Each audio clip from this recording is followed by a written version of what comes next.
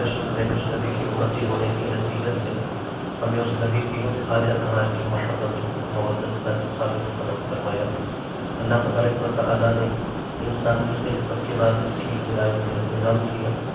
اللہ تبارک و تعالیٰ نے جو بھی مکلف مخلوق تھی وہ انسان ہو یا جنات ہو، ان کی ہدایت کے لیے انبیاء بھیجے، رسول بھیجے، ائمہ کرام علیہ السلام بھیجے، اور پھر اللہ تبارک و تعالیٰ نے اپنی رحمت کو اپنی مخلوق پر حاوی رکھا کہ وسع رحمتہ کل شیء، اللہ کی رحمت ہر چیز پر حاوی ہے، وسعت رکھتی ہے۔ اور پھر فرمایا لا تیأسوا من روح اللہ، کہ اللہ کی رحمت سے مایوس مت ہو، لا تقنطوا من رحمت اللہ، اللہ کی رحمت سے مایوسی گناہ ہے۔ بلکہ روایت کے مطابق اللہ تبارک و تعالیٰ نے اپنی رحمت کے 100 حصے کیے، اور ان 100 حصوں میں سے صرف ایک حصہ اللہ نے زمین پر اتارا، کہ اس ایک رحمت کے حصے کے ذریعے آپ جو دیکھتے ہیں کہ ماں اپنی اولاد پہ مہربان ہوتی ہے، دوست دوست پہ مہربان ہوتا ہے، یہاں تک کہ جانوروں میں بھی دیکھا جائے کہ اللہ نے ایک ماتا ماں کے اندر جو اپنی اولاد کی محبت رکھی ہے، کہ وہ صرف جو ایک حصہ اللہ نے اپنی رحمت کا زمین پہ اتارا ہے کہ اس کا مظہر ہوتا ہے، اس کے ذریعے انسان کو رحمت دیکھ رہا ہوتا ہے۔ اور 99% باقی رحمت اللہ نے اپنی ذات سے خاص رکھی ہے، یعنی وہ 99% رحمت کا حصہ اللہ اپنے مخلوق پہ نازل کر رہا ہوتا ہے۔ یہی وجہ ہے کہ جب آپ دیکھیے کوئی بھی کام کریں اس سے پہلے بسم اللہ کہنا مستحب ہے، آپ قرآن کی تلاوت کریں بسم اللہ کہنا مستحب ہے، اور وہاں پہ ہم اللہ کی رحمت کو ہی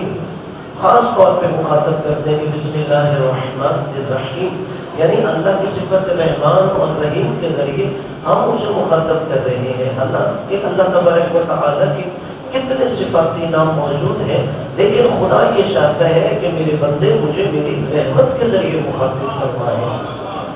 اور یہی وجہ ہے کہ اگر کوئی انسان بہت بڑا گناہ گار بھی ہو، اب اگر وہ گناہ گار دل میں یہ سوچ لے کہ میری بخشش نہیں ہوگی، تو یہ سوچنا بھی گناہ ہوتا ہے۔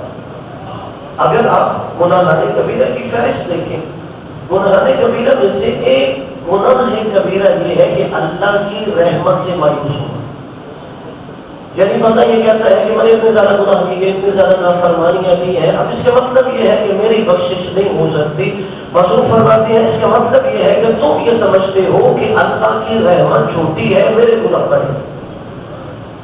نہیں، اللہ تبارک و تعالیٰ کی رحمت سے مایوس ہونا خود گناہ ہے۔ اور یہی وجہ ہے کہ اللہ تبارک و تعالیٰ چاہتا ہے کہ میرے بندے خوف اور رجا کے درمیان رہیں۔ خوف اور رجا کا مطلب یہ ہے جہاں ایک طرف وہ اللہ تبارک و تعالیٰ سے ڈر رہے ہوتے ہیں کہ اگر میں نے اس کی نافرمانی کی تو وہ سزا دے گا، اگر میں نے اس کی نافرمانی کی وہ مجھے اپنی رحمت سے دور کر دے گا، تو وہیں پہ آپ کے اندر یہ امید ہونی چاہیے کہ اس کی رحمت اتنی وسیع ہے کہ میں جتنا بڑا بھی گناہ گار ہوں، اللہ مجھے اپنی رحمت سے دور نہیں کرے گا۔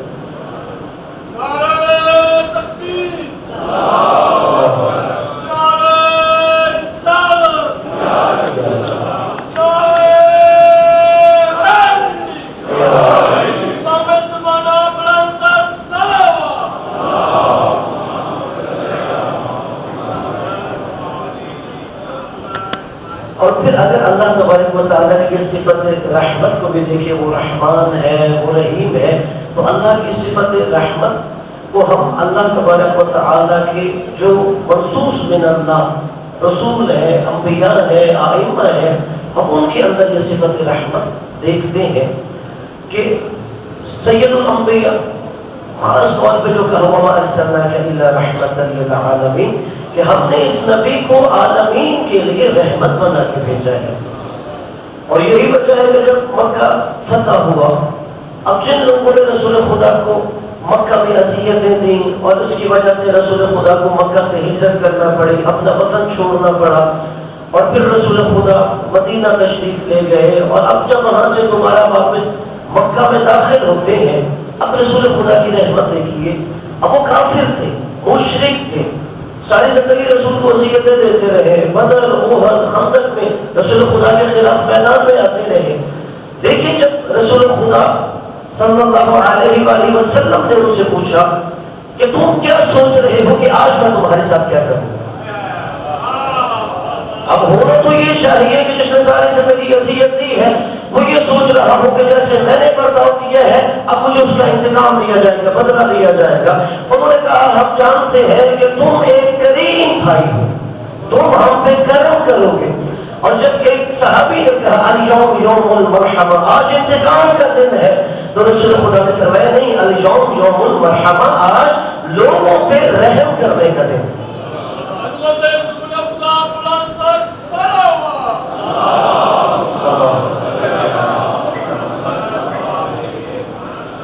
یعنی اللہ کی وہ جو صفت رحمانیت ہے، وہ جو رحمت ہے، وہ اللہ کے نمائندوں میں بھی نظر آتی ہے. اور اسی کے بعد آپ ائمہ طاہر علیہ السلام کی زندگی دیکھیے، چونکہ یہ امام علی زین العابدین علیہ السلام کی شہادت کی ایام ہے. اگر امام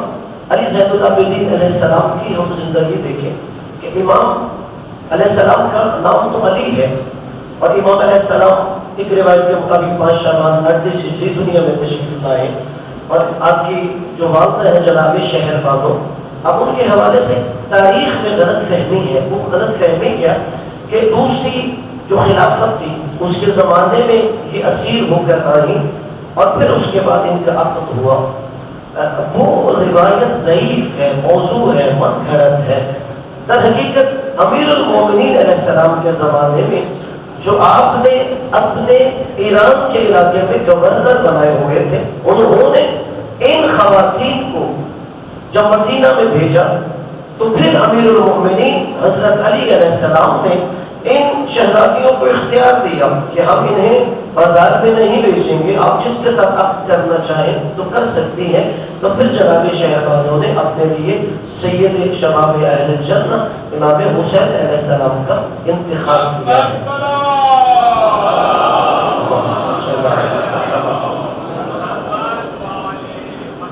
بلکہ اگر وہ روایت بھی دیکھی جائے کہ جس میں یہ کہا جاتا ہے کہ وہ دوسری حکومت کے زمانے میں آئی ہے، اس روایت میں بھی یہ ہے کہ حکومت نے یہ چاہا تھا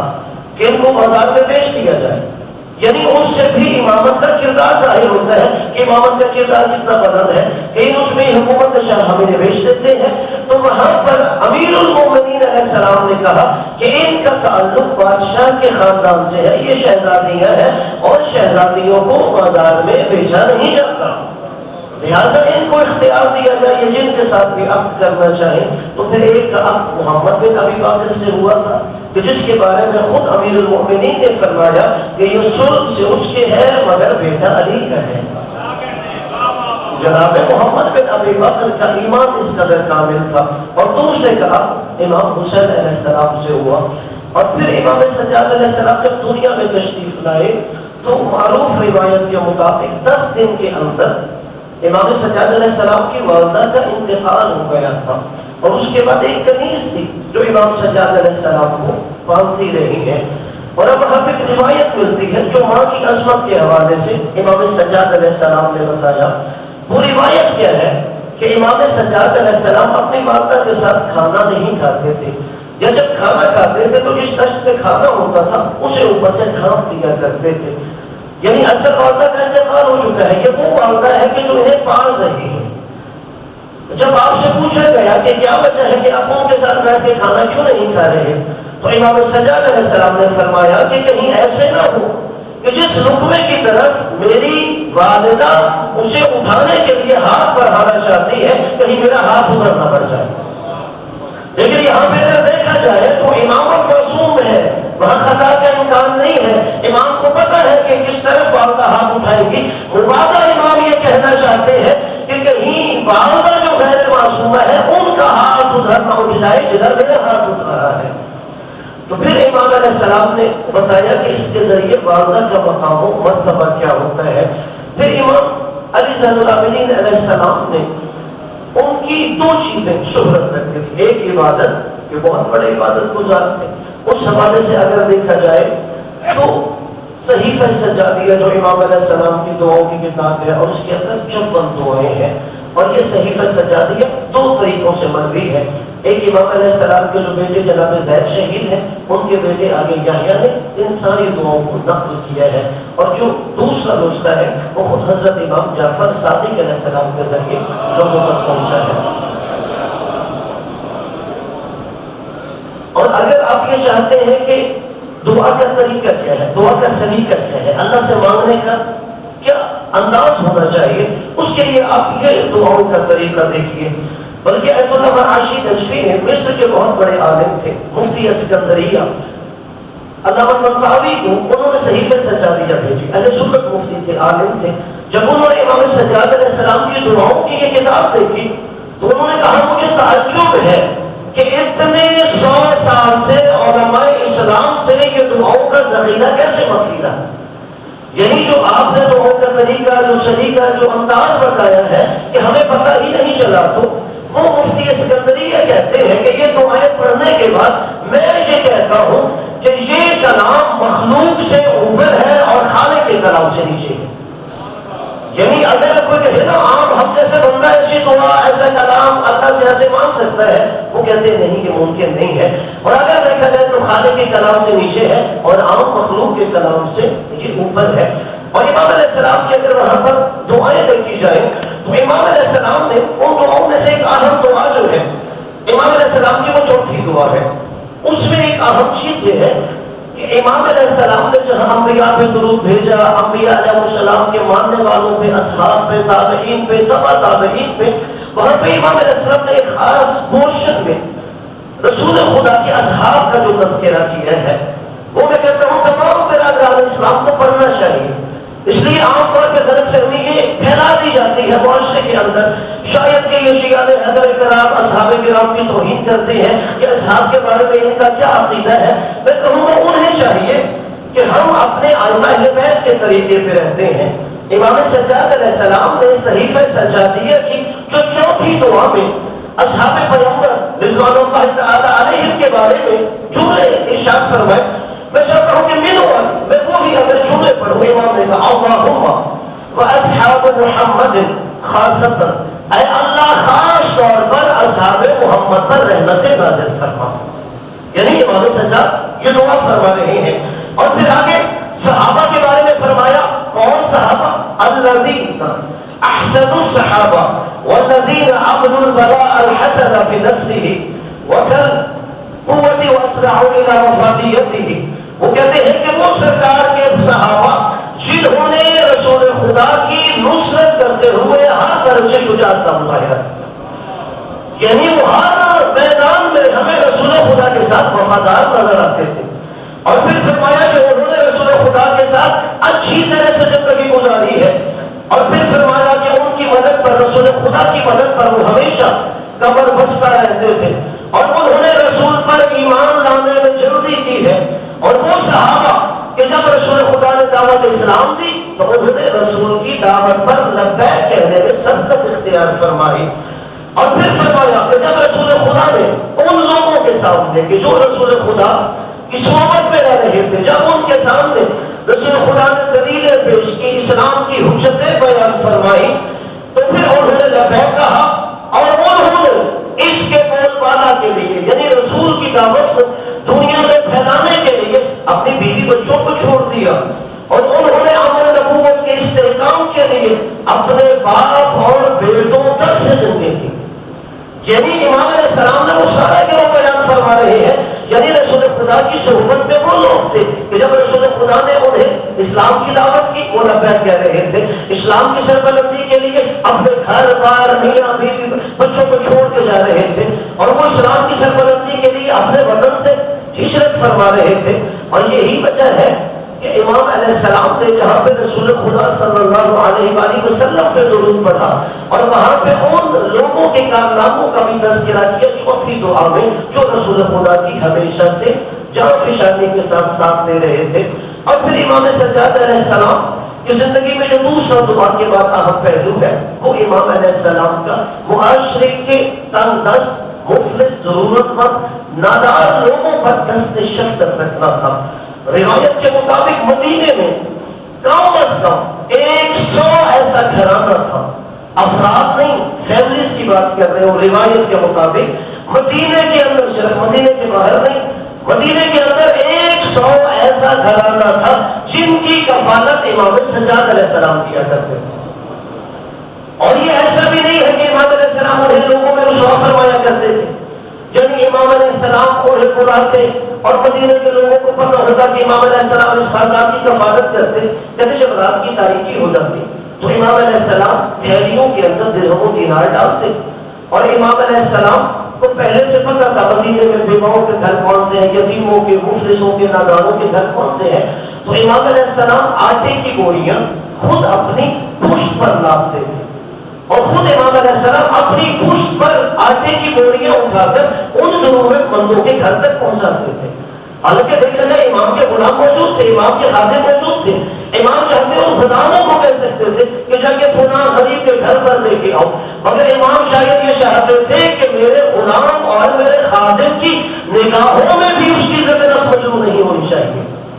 اور پھر امام علیہ السلام بھی اپنے چہرے پہ نقاب کر کے جاتے کہ سامنے والے کو پتہ نہیں ہوتا تھا کہ یہ کون شخص ہمیں عطا کر رہا ہے. امام جاتے دروازہ کھٹکھٹاتے, چہرے پہ نقاب کرتے, ضرورت مند کو درہم دینار یا جو بھی آتا تھا اسے دے کے آ جاتے. اب کہتے ہیں کہ کب یہ پتہ چلا کہ وہ ہمارا مرشد کون ہے. کہتے جب 25 محرم الحرام وہ امام علیہ السلام کی شہادت ہو گئی تو چند دنوں تک اس میں وقفہ آ گیا کہ ضرورت مندوں کے دروازے پہ کوئی نہیں جا رہا, آٹا دے کے, اناج دے کے, درہم و دینار دے کے. تو پھر مدینے کے لوگوں کو پتہ چلا کہ جو ہماری چھپ چھپ کے مدد کیا کرتے تھے وہ امام حسین علیہ السلام کے بیٹے امام علی زین العابدین علیہ السلام تھے. اور پھر ابن شہاب زہری وہ امام کے شاگرد رہے لیکن بنو امیہ کے قاضی بھی رہے. زہری کہتے ہیں کہ میں ایک رات مدینے کی گلی سے گزر رہا تھا, میرے ساتھ میرا غلام بھی تھا, تو میں نے دیکھا امام علیہ السلام نے پشت پہ سامان اٹھایا ہوا ہے. تو میں نے امام علیہ السلام سے پوچھا کہاں پہ جا رہے ہیں؟ تو امام علیہ السلام نے فرمایا زہری ایک سفر کا ارادہ ہے. جب میں نے دیکھا سفر کا ارادہ, میں نے کہا بظاہر تو نہیں لگ رہا کہ آپ سفر کے لیے نکل رہے ہیں. امام علیہ السلام نے فرمایا زہری جس سفر کے لیے میں جانا چاہتا ہوں میں پہلے سے اس سفر کے لیے وہاں پہ ضرورت کا سامان پہنچانا چاہتا ہوں. زہری کہتا ہے امام علیہ السلام سے وہاں وہ کون سا سفر ہے کہ جس کے لیے آپ پہلے سے وہاں سامان پہنچانا چاہتے ہیں؟ امام نے کہا وہ سفر آخرت ہے, میں چاہتا ہوں اپنی زندگی میں اپنے مرنے کا جو سامان ہے وہ انسان وہاں پہ پہنچا دے. اور پھر امام علیہ السلام دوسری طرف جہاں مدینہ کے علماء فقراء کی کفالت کر رہے تھے, اور اسی کے ساتھ ایک روایت ہے کہ جو کربلا میں حضرت علی اکبر علیہ السلام کا قاتل ہے کہ جب مدینے والوں نے یزید کی بیعت توڑ دی تو اس وقت اس نے ابن عقبہ کو کہا جا کہ مدینے پہ حملہ کرو, اور واقعہ ہرا ہوا اور وہاں پہ 3 دن تک مدینہ کی بے حرمتی کی. پھر بھی لوگ یہاں سے خانہ کعبہ کی طرف مکہ چلے گئے اور مکہ کا گھیراؤ کیا گیا اور بیت اللہ کے اوپر بھی حملہ کیا گیا, وہاں پہ عبداللہ بن زبیر سے جنگ کرنے کے لیے. تو اسی دوران مسلم ابن عقبہ جب مر گیا تو پھر دوسرا حسین بن نوید کو لشکر کا سردار بنایا گیا. یہ وہ تھا جو کربلا میں حضرت علی اکبر علیہ السلام کا قاتل تھا. 64 ہجری کے شروع میں جب انہوں نے مکہ کا گھیراؤ کیا ہوا ہے, اسی دوران یزید مر گیا. جب یزید مر گیا تو ان لوگوں نے مزاحمت کی اور یہ لشکر مکہ سے واپس آ گیا ہے. اب حسین بن نوید کے ساتھ فوج ہے, سپاہی ہیں, ان کے پاس اناج ختم ہو گیا, پیسے ختم ہو گئے. تو یہ مدینے سے راستے سے گزر رہا ہے اور سامنے سے امام سجاد علیہ السلام رات کی تاریکی میں اپنے اونٹوں پر اناج لاد کے جا رہے ہیں. حسین بن نوید کا امام سے آمنا سامنا ہوا تو اس نے کہا کہ ہمیں اناج کی ضرورت ہے کہ اگر آپ یہ اناج ہمیں دے دیں تو ہم آپ کو قیمت دیتے ہیں. تو امام علیہ السلام نے فرمایا مجھے قیمت کی ضرورت نہیں, پیسوں کی ضرورت نہیں. اگر تم لوگ ضرورت مند ہو, تم کو اناج چاہیے, تمہارے پاس کھانے کو کچھ نہیں, تو میں تمہیں بغیر معاوضے کے اناج دیتا ہوں. امام علیہ السلام نے اسے اناج دیا. اب وہ حسین بن نوید کو پتہ ہے کہ یہ حسین ابن علی کا بیٹا ہے اور اس کے بھائی کو میں نے کربلا میں قتل کیا تھا. جب وہ اناج لے چکا تو وہ امام سے جملہ کہتا ہے شاید آپ نے مجھے پہچانا نہیں, یعنی آپ نے مجھے رقم بھی نہیں دی, معاوضہ بھی نہیں دیا اور آپ نے اناج بھی دے دیا ہے. اب سوچیے عام انسان ہے, نفسیات کیا ہے, اس کے دل میں انتقام ہوتی ہے کہ میرے سامنے میرے بھائی کا قاتل ہے, میں اسے قتل کر دوں. مگر امام سجاد علیہ السلام کا کیا کردار ہے؟ امام نے کہا وہ ضرورت مند ہے، اس کو اناج چاہیے، امام نے اسے اناج بھی دیا، اور امام نے کہا مجھے تم سے رقم نہیں چاہیے، تو وہ کہتے ہیں آپ نے شاید مجھے پہچانا نہیں۔ امام علیہ السلام نے فرمایا میں نے تمہیں پہچانا ہے، تم میرے بھائی علی اکبر کے قاتل ہو۔ تو وہ تعجب کرتا ہے، جب آپ کو پتہ ہے تو پھر آپ نے مجھے یہ اناج کیوں دیا ہے؟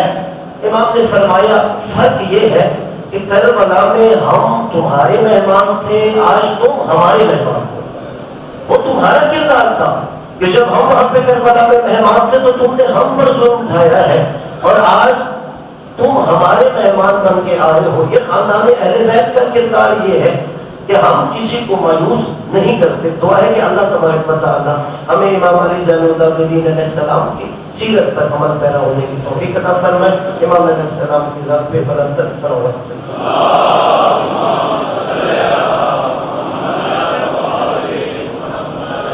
اور آج انشاءاللہ بعد نماز جمعہ بشستہ شہادت حضرت امام علی زین العابدین علیہ السلام مجلس عزابی منعقد ہوگی، جس سے اہل سنت عالم دین پیر سید شمس الرحمان مشتی صاحب خطاب فرمائیں گے، علامہ ڈاکٹر محمد حسین اکبر صاحب اور علامہ رائی ظفر علی صاحب بھی خطاب فرمائیں گے، اور اختتامی مجلس پر شفیع تابوت حضرت امام علی زین العابدین علیہ السلام برآمد ہوگا، اور جلوس اپنے مقررہ راستوں سے ہوتے ہوئے انشاءاللہ کل نماز فجر سے پہلے ادارہ میں اختتام پذیر ہوگا۔ آپ تمام مومنین سے مجلس میں بھی شرکت کی استدعا کی جاتی ہے، اور اسی طرح جلوس میں بھی آپ شرکت فرمائیے گا۔ اور آخر میں اشارہ کروں گا عالمی حالات کے حوالے سے، جیسے کہ 2 روز پہلے دوبارہ دیکھا گیا کہ امریکہ نے ایران پر پھر سے حملہ کیا ہے، اور حالانکہ اگر دیکھا جائے تو امریکہ کا صدر وہ ہے کہ جس کی زبان پر کوئی اعتماد نہیں کر سکتا، جس کے دیے ہوئے وعدوں پر کوئی اعتماد نہیں کر سکتا۔ صرف مسلمان ملکوں کی بات نہیں ہے، مغربی ممالک ان پر اعتماد نہیں کر رہے، اور یہی وجہ ہے کہ دوبارہ کہ جب وہاں پر آیت اللہ سید علی خامنہ ای اعلی مقامہ کی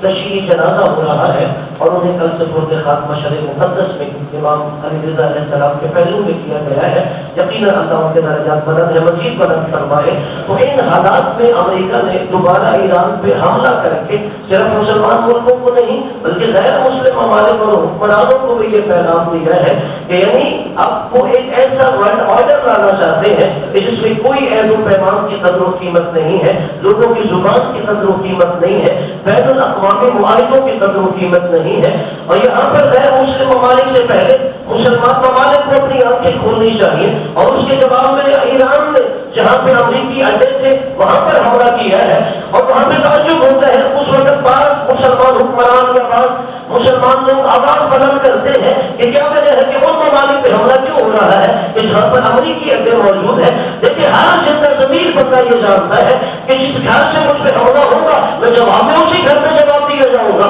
اگر میرے ہمسائے سے مجھ پہ گولی چلائی جائے گی تو میں اپنے ہمسائے کے گھر میں جواب دوں گا۔ یہاں پہ مسلمان حکمرانوں کو آنکھیں کھولنی چاہیے، آخر کیا وجہ ہے کہ کویت نے اپنے ایئر بیسز امریکہ کو دیے ہیں کہ وہاں سے امریکہ کے جہاز فیولنگ بھی کر رہے ہوتے ہیں، اور وہاں پر امریکہ کے جہاز وہیں سے حملے کے لیے اڑ بھی رہے ہوتے ہیں، اور دوسری طرف اس خطے میں سب سے بڑا جو امریکی ایئر بیس بحرین میں موجود ہے، پہلے بھی وہاں سے حملہ ہوتا رہا اور ایران جواب وہاں کر دیتا رہا، اور اب دوبارہ اگر ایران پہ حملے ہو رہے ہیں وہی بحرین کی ایئر بیس استعمال ہو رہی ہے۔ میرا خیال یہاں پہ سب مسلمان ملکوں کو یہ چاہیے کم از کم خود اس بات پہ اتفاق کرے کہ ہماری زمین کو کسی بھی مسلمان زمین کے خلاف استعمال نہیں ہونا چاہیے، اور اس کے لیے یقیناً پہلے جو مسلمان پاکستان کے حکمران ہیں ان کا کردار قابل تحسین تھا کہ وہ چاہتے تھے کہ وہاں پہ امن کا معاہدہ ہونا چاہیے، اور امید ہے یہاں پر بھی مسلمان پاکستان کے حکمران عملی طور پر بہتر انداز میں کردار ادا کریں گے تاکہ ہماری سرحدوں کی بھی حفاظت ہو سکے اور پاکستان کے حکمران اسلام کے لیے اپنا بہتر کردار بھی ادا کر سکے۔ دعا ہے کہ اللہ تبارک و تعالی مسلمانوں نے عالم اسلام میں اتفاق و اتحاد قائم فرمائے، اور دعا ہے کہ اللہ تبارک و تعالی امریکہ، اسرائیل اور ان کے ہمنوا ممالک کو ہر محاذ پر تباہ و برباد فرمائے اور ناکام و نامراد فرمائے۔ بسم اللہ الرحمن الرحیم، انا اعطیناک الکوثر فصل لربک وانحر ان شانئک